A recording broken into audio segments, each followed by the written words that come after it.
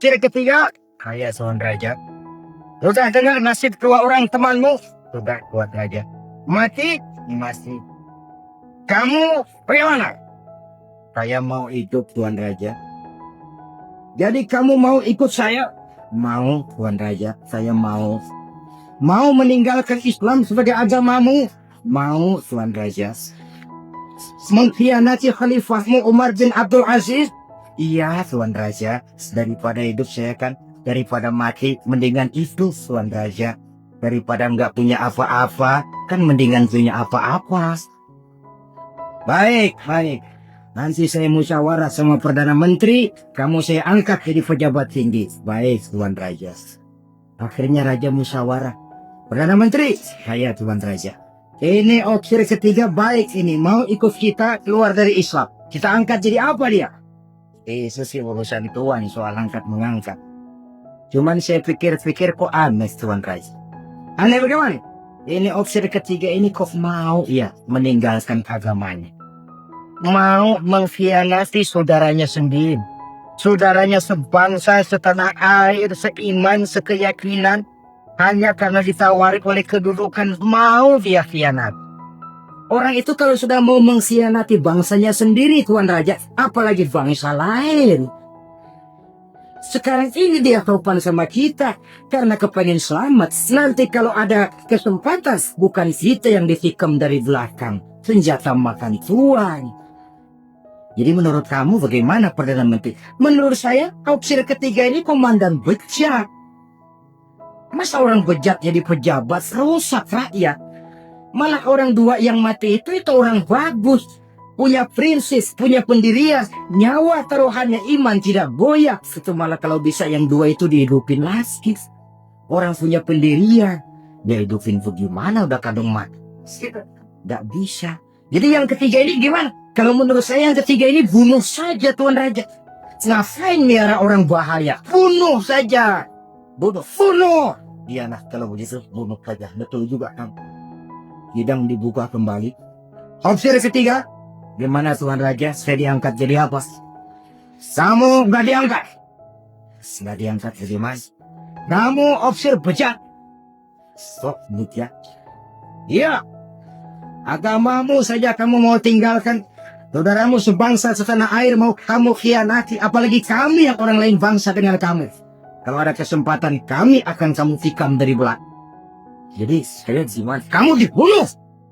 Bunuh. Tuan Raja. Bunuh. Iyalah bunuh. Tapi saya mau Islam lagi ah. Tadinya saya mau keluar dari Islam, saya pikir dapat kedudukan tinggi. Kalau dibunuh juga, iyalah bunuh. Tapi saya tak Islam lagi. Terserah, mau Islam mau tidak. Pokoknya bunuh. Iya, saya mau Islam lagi. Cepat. Iya. Lalu mengucap 2 kalimat syahadat, mau Islam lagi. Macet beda. Ayo cepat. Iya Pak. Asyhadu sudah bisa nih jasa. Ayo cepat. Iya Pak. Asyhadu sudah bisa. Sampai goloknya Al-Qurjo keburu sampai ke lehernya. Putus leher itu, pisah kepala dengan badan. Jatuh kepalanya ke bawah. Dia bekas orang Islam masih bisa ngaji. Ngaji juga. Cuman ayat yang dibacanya lain sama yang dibaca dua temannya sadis. Ayat yang dia baca begini. Afaman haqqat alaihi kalimatul azab. Afa anta tunkizu man finnar. Orang yang sudah memang akan mendapat vonis azab di neraka. Bisakah kamu menyelamatkan mereka dari azab yang sangat pedih? Bertahun-tahun dia berjuang untuk hisab. Di bawah kepemimpinan Umar bin Abdul Aziz dengan niat li'la'i kalimatillah. Tapi di akhir perjuangannya, dia tergoda oleh harta dan kedudukan. Dia keluar dari Islam dan dikala itu ajal datang merenggut nyawa. Dia mendapat suful khatimah. Matinya ke dalam neraka. Na'udzubillah min sidas. Ini termasuk lemah iman, saudara-saudara. Dan itu penyakit yang bahaya. Biar lemah ekonomi, biar lemah pendidikan. Kalau iman kuat, insya Allah masih ketolong. Tapi dia ekonomi kuat, pendidikan kuat, iman lemah, nilai yang kuat tadi akan menghancurkan nilai iman yang lemah itu tadi. Disinilah mabda'nya berlindung kita kepada Allah dari lemah hati, lemah iman, lemah akidah. Baik, penyakit rohani yang ketiga, wa a'udzubika minal kasal. Aku berlindung kepadamu ya Allah daripada sifat penyakit malas. Malas adalah penyakit batin. Santai perlu, refreshing perlu. Tapi kalau tiap hari santai, apakah kita akan jadi generasi santai? Dan persoalan apa yang bisa kita selesaikan dengan posisi santai? An-Nisa ayat 95 menegaskan, La yastawil qa'iduna minal mu'minina ghaira ulil dharari wal mujahiduna fi sabilillah. Orang-orang yang berjuang di jalan Allah tidak sama nasibnya dengan orang yang duduk saja gelenggang gelohom ayam-ayam tanpa ada unsur darurat, yang hanya menunggu keajaiban dari yang turun dari langit, menghitung bintang bertebaran di atas cakrawala. Tidak akan sama orang yang berjuang di jalan Allah dengan yang duduk gelohom ayam-ayam, gelenggang menikmati apa yang ada tanpa berpikir meningkatkannya ke arah yang lebih baik. Ma'asyiral muslimin rahimakumullah. Malas berusaha, malas beribadah adalah penyakit rohani yang ditiupkan oleh iblis ke dalam diri sanubari kita. Makin tinggi nilai iman, makin berat bisikan kemalasan itu. Namun kalau kita bentengi dengan bahwa malas kita hari ini akan membawa penyesalan bukan besok, bukan lusa, bukan minggu depan, bukan pula bulan depan, tapi barangkali tahun depan. 5-10 tahun yang akan datang, untuk masa depan yang lebih depan di alam kubur, di alam akhirat. Akibat penyesalan di dunia akan terasa di sana nantinya. Allah telah memberikan hidup. Dalam hidup kita diberikan energi, daya dan kekuatan. Manfaatkan daya dan kekuatan itu untuk berusaha dan bekerja. Allah tidak suka kepada orang yang bermalas berpangku-pangku tangan menunggu keajaiban dari langit sambil berleha-leha. Allah suka kepada orang yang bekerja keras, karena seluruh rasul bekerja keras, seluruh para nabi bekerja keras. Saudara-saudara, hanya istana yang ditegakkan dalam khayalan saja yang bisa dijangkau dengan bermalas dan bersantai-santai.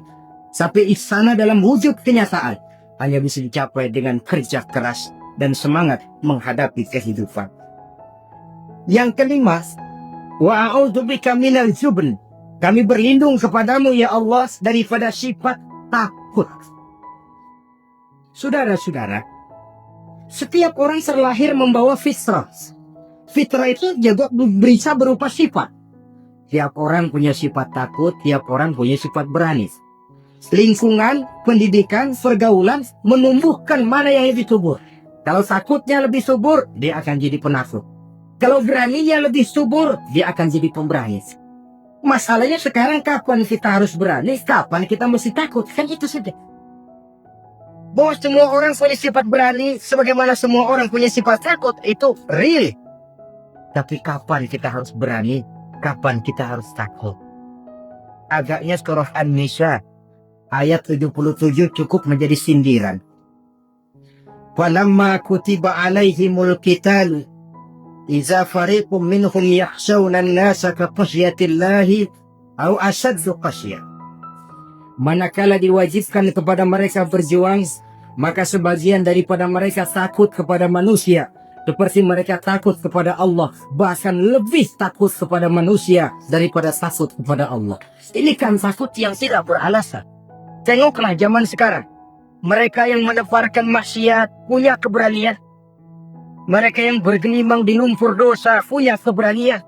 Mereka yang melakukan penyelewengan dan menyesatkan manusia punya keberanian. Kenapa kita yang punya niat menegakkan kebenaran, membela yang hak, menjalankan sesuatu yang kita yakini sebagai benar, kadang-kadang dihantui oleh perasaan takut? Takut semacam ini yang jadi penyakit rohani. Mereka berani terang-terangan membuka judi. Mereka berani terang-terangan di tengah jalan umum membuka botol minum-minuman keras dan mabuk sempoyongan. Mereka berani terang-terangan di tempat ramai merampok dan menodong. Mereka berani korupsi memakan uang yang bukan haknya. Mereka berani untuk sesuatu yang sesat dan menyesatkan. Kenapa kita tiba-tiba di hadapan sesuatu yang kita yakini benarnya kita jadi lemah, kita jadi taksis, lebih takut kepada manusia daripada kepada Allah? Padahal terkena kita penjara manusia paling banter seumur hidup kita. Tapi penjara Allah, nerakanya Allah, azabnya Allah, bukankah sesuatu yang mestinya harus paling kita takuti? Oleh sebab itu terutama generasi muda, bangkitlah. Segakkan yang ma'ruf, hancurkan yang munkar sesuai dengan kemampuanmu. Dengan cara yang bijaksana tentunya. Tidak dengan cara yang frontal. Tapi yang saya maksud, kalau mereka yang berdiri di kubu kemunkaran punya keberanian. Kenapa? Kenapa kita yang berdiri di atas yang hak dan benar kadang ragu kalau kita tidak takut sama sekali? Saudara-saudara kaum muslimin rahimakumullah. Oleh karenanya, kita takut, memang takut kalau harus melanggar perintah Allah. Kita harus berani pada saat kita merasa melaksanakan apa yang diperintahkan Allah. Berani terhadap melaksanakan perintahnya, takut kalau sampai melaksanakan larangannya. Jadi ada waktunya kita berani, ada waktunya kita takut. Dengan demikian, sifat penakut ini menjadi handicap, menjadi penghalang yang menghalangi kita daripada kemajuan dan kemajuan. Iya, Islam sih Islam, Pak. Tapi kalau nanti saya dipecat, anak saya makan apa, Pak? Islam sih Islam, Pak. Tapi ini resikonya, Pak. Bukankah Nabi sendiri pernah memang memperingatkan? Sayati ala ummati zamanun al-qafitu ala dinihi kal-qafit ala al-jamrah. Akan datang satu masa di tengah umatku di mana pada masa itu orang yang konsekuen dan teguh memegang agama seperti memegang bara di tangan.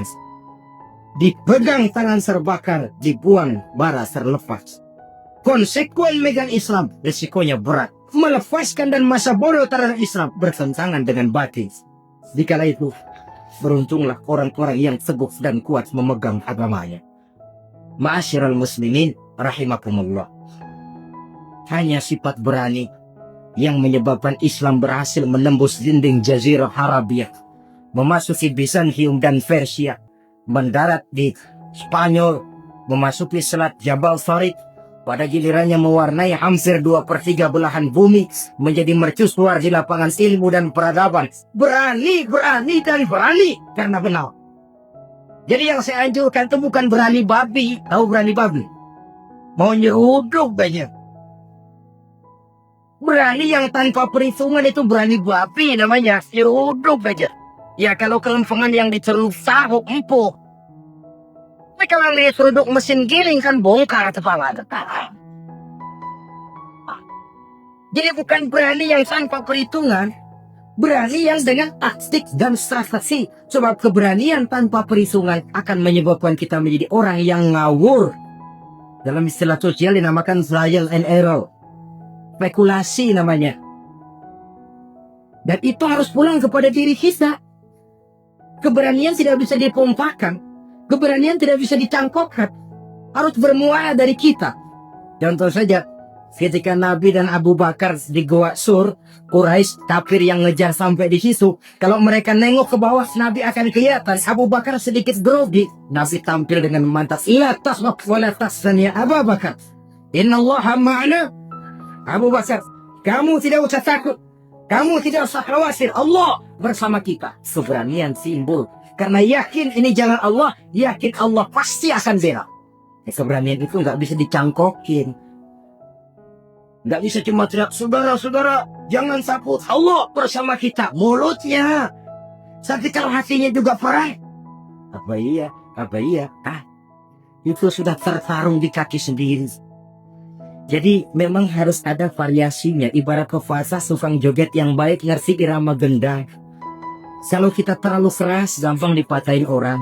Kalau kita terlalu lemah, diinjak terus. Mestinya tahu kapan mesti keras, tahu kapan mesti lemah lembut. Saudara hadirin yang saya muliakan. Baiklah ya, itu penyakit yang kelima. Penyakit yang keenam, wa a'udzubika minal bukhl. Kami berlindung kepadamu ya Allah daripada sifat bukhl. Pelit bin Kikir alias Medit. Ini penyakit rohani. Kenapa si orang bisa kikir? Karena dia tidak sadar